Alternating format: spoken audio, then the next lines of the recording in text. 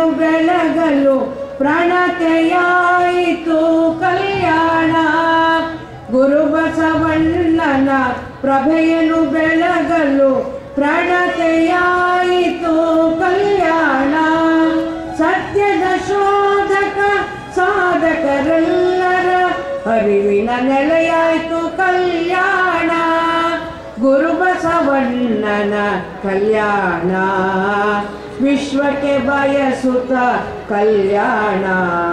ಕಾಯಕವೇ ಮಂತ್ರಪುರುಷ ಗುರು ಬಸವಣ್ಣನವರನ್ನ ಹೃದಯ ಕಮಲದಲ್ಲಿ ಧ್ಯಾನಿಸಿ ಪರಮ ಪೂಜ್ಯರಾದ ಬಸವ ಧರ್ಮ ಪೀಠದ ಪ್ರಥಮ ಜಗದ್ಗುರುವಾದ ಪೂಜ್ಯ ಶ್ರೀ ಲಿಂಗಾನಂದ ಮಹಾಸ್ವಾಮೀಜಿಯವರನ್ನ ಮನದಲ್ಲಿ ವಂದಿಸಿ ಇಂದಿನ ಕಾರ್ಯಕ್ರಮದ ದಿವ್ಯ ಸನ್ನಿಧಿಯನ್ನು ವಹಿಸಿರುವಂತಹ ಪೂಜ್ಯರಾದ ಶಿವಾನಂದ ಶಿವಾಚಾರ್ಯ ಸ್ವಾಮೀಜಿಯವರೇ, ಇಂದಿನ ಕಾರ್ಯಕ್ರಮದ ಮುಖ್ಯ ಅತಿಥಿಗಳಾಗಿ ಆಗಮಿಸಿರುವಂತಹ ವಸತಿ ಸಚಿವರಾದಂಥ ಶರಣ ಸೋಮಣ್ಣನವರೇ, ಇಂದಿನ ಕಾರ್ಯಕ್ರಮದಲ್ಲಿ ಮತ್ತೊಬ್ಬ ಮುಖ್ಯ ಉಪನ್ಯಾಸಕಾರರಾದ ಶರಣ ಡಾಕ್ಟರ್ ಶ್ರೀ ಸೋಮಶೇಖರ್ ಅವರೇ ಮತ್ತು ಸರ್ವಮಂಗಳ ಈ 3 ಎಕರೆ ಜಾಗವನ್ನು ತೆಗೆದುಕೊಂಡ್ವಿ. ನಂತರ ಅದರ ಹಿಂದಿನ 17.5 ಎಕರೆ ಜಾಗವನ್ನು ತೆಗೆದುಕೊಂಡು ಕೂಡಲ ಸಂಗಮದ ಸಿದ್ದರಾಮೇಶ್ವರರು ಕನಸನ್ನು ಕಟ್ಟಿಕೊಂಡು ಕಲ್ಯಾಣಕ್ಕೆ ಬಂದರು. ಆ ಕನಸು ಸಾಕಾರಗೊಳ್ಳೋದಕ್ಕಿಂತ ಇನ್ನೂ ಹೆಚ್ಚಿನದಾಗಿ ಈ ಕಲ್ಯಾಣ ಅಂದು ಶೋಭಿಸ್ತಾ ಇತ್ತು. ಆದರೆ ನಂತರ ಶಿಥಿಲಗೊಂಡಂಥ ಕಲ್ಯಾಣ ಇತ್ತು. ಇಲ್ಲಿಗೆ 10 ವರ್ಷಗಳ ಹಿಂದೆ ಯಾರಾದರೂ ಬಂದರೆ ಈ ಊರಿನಲ್ಲಿ ಅಂದರೆ ಮನೆಗಳಲ್ಲಿ ಇರ್ಬೋದು, ಮನೆಗಳಲ್ಲಿ ಯಾರು ಕರೀತಾರೆ ಕೊಡ್ತಾರೆ, ಬಂದವರಿಗೆ ಕುಡಿಯಲಿಕ್ಕೆ ಒಂದು ಲೋಟ ನೀರು ಕೊಡೋರಿಲ್ಲ, ಒಂದು ತುತ್ತು ಪ್ರಸಾದ ಕೊಡೋರಿಲ್ಲ, ಇರಲಿಕ್ಕೆ ರಾತ್ರಿ ಹೊತ್ತು ಉಳಿಲಿಕ್ಕೆ ಒಂದು ಕೋಣೆ ಸಹಿತ ಇಲ್ಲ. ಇಂಥ ಒಂದು ಸ್ಥಿತಿಯಲ್ಲಿ ಇದ್ದಾಗ ನಾವು ತುಂಬಾ ವರ್ಷಗಳ ಒಂದು ಕನಸನ್ನ ಇಟ್ಕೊಂಡಿದ್ವಿ.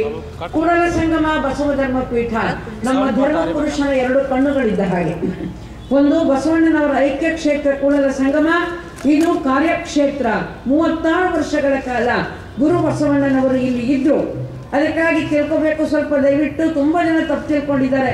ಬಸವಣ್ಣನವರು ಬದುಕಿದ್ದು 36 ವರ್ಷ ಅಂತ ತಿಳ್ಕೊಂಡು ಈ ಅರ್ಧಂಬರ್ಧ ತಿಳ್ಕೊಂಡಿರೋ ಸಾಹಿತಿಗಳು ತಪ್ಪು ಪ್ರಚಾರವನ್ನು ಮಾಡಿದ್ದಾರೆ. ಬಸವಣ್ಣನವರು ಬದುಕಿದ್ದು 36 ವರ್ಷ ಅಲ್ಲ, ಅವರು ಇದ್ದಿದ್ದು 36, ಈ ಕಲ್ಯಾಣದಲ್ಲಿ ವಾಸವಾಗಿದ್ದಿದ್ದು 36 ವರ್ಷ. ವಿಕ್ರಮನಾಮ ಸಂವತ್ಸರ 1160ನೇ ಇಸ್ವಿಯಲ್ಲಿ ಶ್ರಾವಣ ಸೋಮವಾರ ಬೆಳಿಗ್ಗೆ 7 ಗಂಟೆಗೆ ಕಲ್ಯಾಣವನ್ನು ಅವರು ಪ್ರವೇಶಿಸಿದ್ರು. ಬಿಜ್ಜಳ ಮಹಾರಾಜ ಅಧಿಕಾರಾಂತವನ್ನು ಪಡ್ಕೊಂಡಿದ್ದರಿಂದ ಅವರ ಹತ್ತಿರ ಮಂತ್ರಿಯಾಗಿದ್ದಂಥ ಬಲದೇವ ಮಂತ್ರಿಗಳೇನಿದ್ರು ಅವರೆಲ್ಲರೂ ಕುಟುಂಬ ಪರಿವಾರ ಸಹಿತವಾಗಿ ಕಲ್ಯಾಣಕ್ಕೆ ಬಂದರು. ಅಲ್ಲಿಂದ 36 ವರ್ಷಗಳ ಕಾಲ ಕಲ್ಯಾಣದಲ್ಲಿ ಬಸವಣ್ಣನವರು ಇದ್ದು ರಾಕ್ಷಸನಾಮ ಸಂವತ್ಸರ 1196ನೇ ಇಸ್ವಿಯಲ್ಲಿ ಅವರು ಗಡೀಪಾರು ಶಿಕ್ಷೆಯನ್ನು ಹೊಂದಿ ಹೋದರು. ಏಕೆಂದರೆ ನಮಗೆಲ್ಲ ಗೊತ್ತು, ಹೆಮ್ಮೆ ಪಡುವಂಥ ಸಂಗತಿ, ಇಡೀ ಭಾರತದಲ್ಲಿಯೇ ಐತಿಹಾಸಿಕವಾದ ಮೊಟ್ಟ ಮೊದಲನೆಯ ವರ್ಣಾಂತರ ವಿವಾಹ ನಡೆದಿದ್ದಲ್ಲಿ ಬಸವಣ್ಣನವರ ನೇತೃತ್ವದಲ್ಲಿ ಕಲ್ಯಾಣದಲ್ಲಿ. ಹುಟ್ಟಿನಿಂದ ಬ್ರಾಹ್ಮಣನಾದಂತಹ ಮಧುವರಸರ ಮಗಳನ್ನು ಹುಟ್ಟಿನಿಂದ ಸಮಗಾರನಾದಂಥ ಹರಳಯ್ಯನವರ ಮಗನಿಗೆ ಕೊಟ್ಟು ಗುರು ಬಸವಣ್ಣನವರು ಒಂದು ಮದುವೆಯನ್ನು ಮಾಡಿಸಿದ್ರು. ಅವರಿಬ್ಬರು ಶರಣ ಧರ್ಮವನ್ನು ಸ್ವೀಕಾರ ಮಾಡಿದವರಾಗಿದ್ದರು, ಮದುವೆಯನ್ನು ಮಾಡಿಸಿದ್ರು.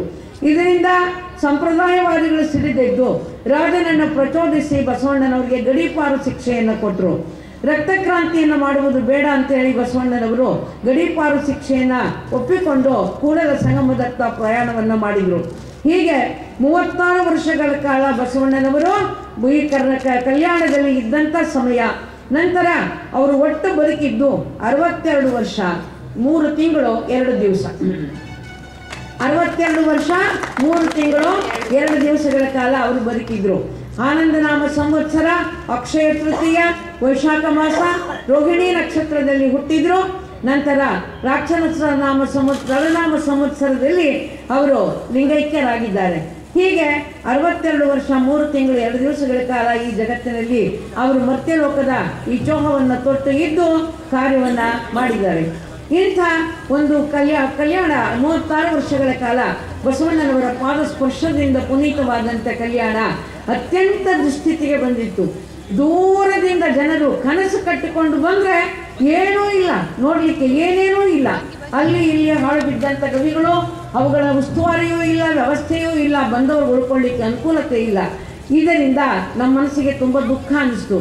ಮಗ IAS ಆಫೀಸರ್ ಇದ್ದು ಒಳ್ಳೆ ಅರಮನೆ, DC ಮನೆಗಳು ಅಂದರೆ ಅರಮನೆ ಇದ್ದಂಗೆ ಇರ್ತವೆ ಏನ್ರಿ, ಅಂತ ಅರಮನೆಯಲ್ಲಿ ಅಪ್ಪ ವಾಸ ಮಾಡ್ತಾ ಸುಖವಾದಂಥ ಇಂಪೋರ್ಟೆಡ್ ಕಾರುಗಳಲ್ಲಿ ತಿರುಗಾಡ್ತಾ ಇರುವಾಗ ಅವನ ತಾಯಿ ತಂದೆ ರಸ್ತೆ ಪಕ್ಕ ಕೂತ್ಕೊಂಡು ಭಿಕ್ಷೆ ಬೇಡ್ತಾ ಇದ್ರೆ ನಿಮಗೇನು ಅನ್ನಿಸ್ಬೋದು?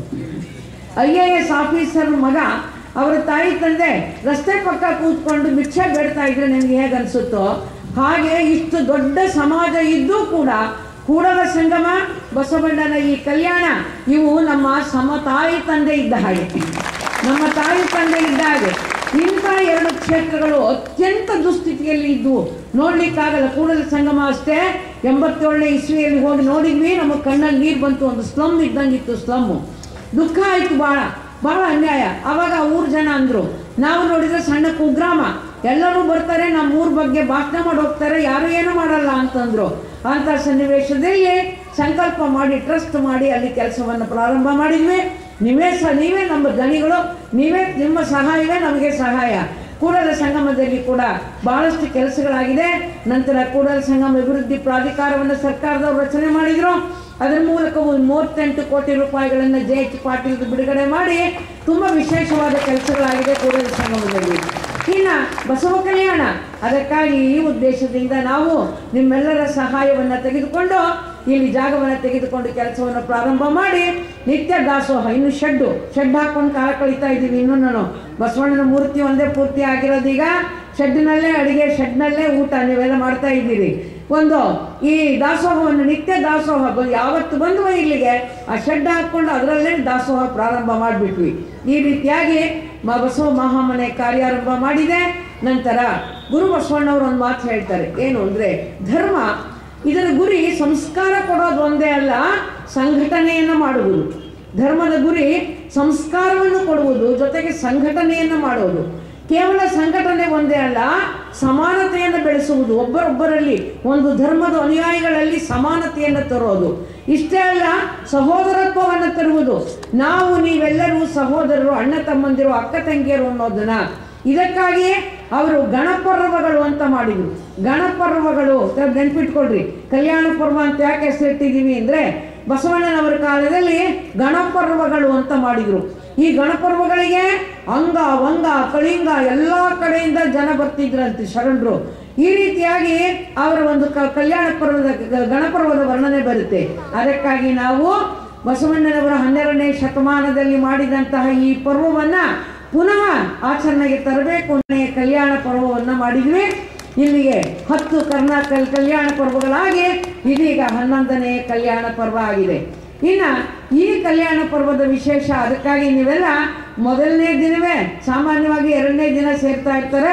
ಈ ಸಲ ಮೊದಲನೇ ದಿನವೇ ನೀವೆಲ್ಲ ಹೆಚ್ಚಿನ ಜನ ಸೇರ್ಲಿಕ್ಕೇನು ಕಾರಣ ಅಂದರೆ ಗುರು ಬಸವಣ್ಣವರ ಮೂರ್ತಿ. ನೀವೆಲ್ಲರೂ ನೀಡಿದಂಥ ಹಣವನ್ನು ತೆಗೆದುಕೊಂಡು ನಮ್ಮ ಸಿದ್ದರಾಮ ಸ್ವಾಮಿಗಳವರು, ಬಸವಪ್ರಭು ಸ್ವಾಮಿಗಳವರು ನಿಂತು ಬಹಳ ಸುಂದರವಾಗಿ ಶ್ರೀಧರ ಮೂರ್ತಿ ಎನ್ನುವ ಶಿಲ್ಪಿಗಳ ನೇತೃತ್ವದಲ್ಲಿ ಬಸವಣ್ಣನವರ ಮೂರ್ತಿಯನ್ನು ಈಗಾಗಲೇ ತಯಾರು ಮಾಡಲಾಗಿದೆ, ಪೂರ್ಣಗೊಂಡಿದೆ. ಇನ್ನೂ ಬಹಳ ಕೆಲಸಗಳಿದೆ. ಕೆಳಗಡೆ ಒಂದು ಧ್ಯಾನ ಮಂಟಪವನ್ನು ಮಾಡಿದ್ದೇವೆ, ಗವಿಯನ್ನು, ದರ್ಶನ ಮಂಟಪವನ್ನು ತುಂಬ ಸುಂದರ